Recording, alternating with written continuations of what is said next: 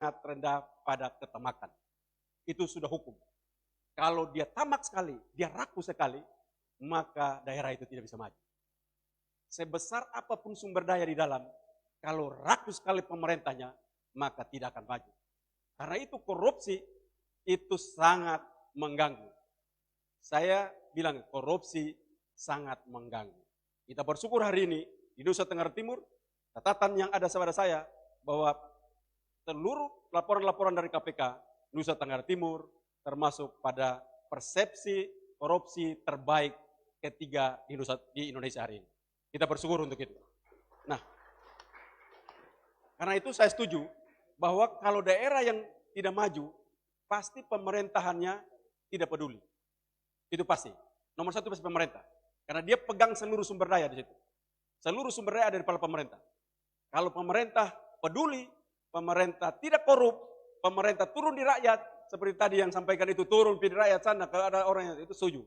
Karena itu tidak boleh bupati, gubernur, kita lihat Bapak Presiden, dia berkunjung terus ke masyarakat, itu bagian untuk dia melihat langsung. Tadi, seumpama kayak tadi, mendengar keluhan listrik, dan mana? Kita bilang kepada PLN berapa lama? Sekian bulan selesai Bapak. PLN sudah jawab. Kalau seandainya saya tidak datang, saya tidak tahu ada listrik di situ, tidak ada. Dengan kita berkunjung, kita tahu ada ini listrik, di sana belum dengar listrik, kita akan telepon supaya listrik itu bisa datang, orang bisa urus listrik di sana. Itu pemimpin. Nah, karena itu saya bersyukur.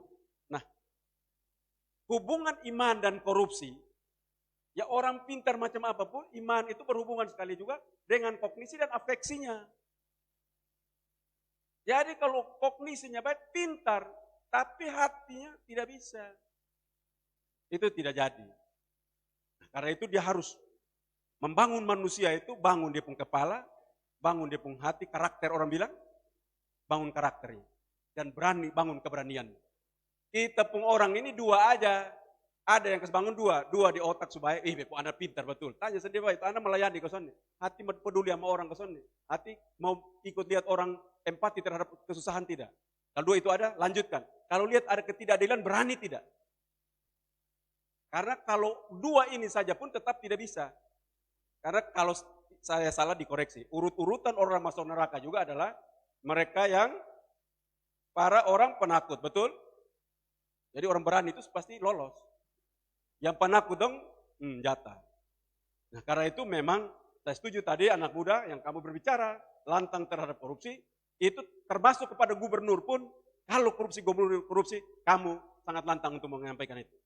Karena kita juga harus untuk membawa perubahan-perubahan hebat dengan catatan satu, sumber daya manusia.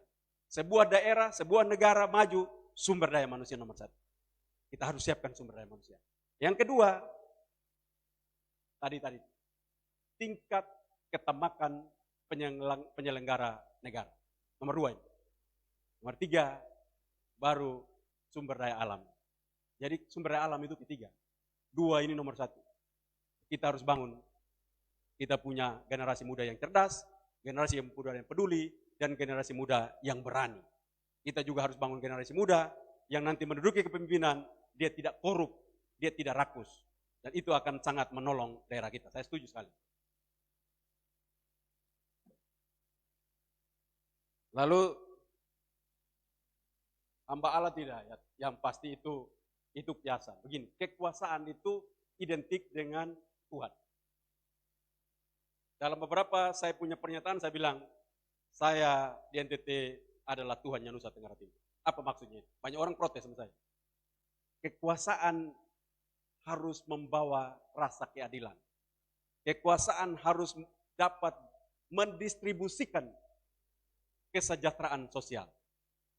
Itu sifat Tuhan. Tapi kalau umpama ternyata dia tidak mendistribusikan kesejahteraan sosial, dia tidak mendistribusikan keadilan, maka dia bukan. Dia bukanlah. Itu dia punya kunci ada di sana. Dan karena itu setiap manusia punya kekurangan. Nobody perfect. Jadi kita ini jangan kritik orang, kita juga lihat. Umpama, kamu pun tidak benar begitu. Saya punya yang ini. Nah, saya suka kalau umpama ada orang omong dia pun tidak benar, dia juga omong sekalian dia punya juga. Ya, kalau umpama saya marah Bapak Bupati tahun, kamu kerja ini tidak bisa. Saya punya itu yang itu juga. yang ini tidak bisa. Jadi jangan omong orang tapi dia punya orang tidak tahu. Nah itu jangan. Karena tidak ada yang sempurna. Sedangkan yang kita tahu kita punya kelemahan, kita mampu merubah. Maka keluarlah teori manajemen. Teori manajemen keluar untuk membantu kekurangan manusia itu agar dia tidak punya dampak hebat terhadap masalah pada saat dia menjadi pemimpin. Itulah maka ada manajemen. Nah, manajemen itu perlu dia bisa berlaku efektif kalau kita pun sebagai pemimpin mengakui kekurangan kita. Ada yang dengar pemimpinnya mengaku kekurangannya tidak? Hah? Kalau gubernur mengaku loh. Ada tahu kelemahan gubernur? Nah, kalau pendeta dong sudah tahu. Dong sudah tahu gubernur pun kelemahan itu. Soalnya biasa kalau datang di gubernur mengaku kelemahan. Saya pun lemah ini, yang lain sonde, jaga saya di situ. Yang lain jangan jaga, yang lain bet lurus. Bengko yang ini, karena saya manusia. Kalau yang lain dia omong, dia membaik saya. Dia mau bengko, dia ngomong. Karena manusia yang berkualitas bagus adalah manusia yang dia punya advantage dalam dirinya, keunggulan-keunggulan dalam dirinya lebih banyak daripada kekurangan. Itu manusia unggul. Bukan manusia yang tidak sama sekali punya kekurangan. Tidak bisa, hanya satu saja. Manusia yang tidak punya kekurangan cuma satu. Dan satu itu telah menjadi Tuhan. Belum ada lagi.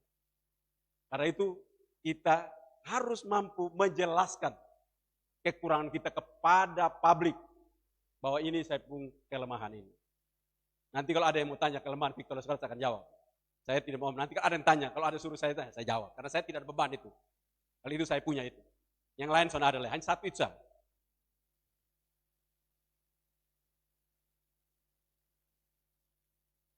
Juga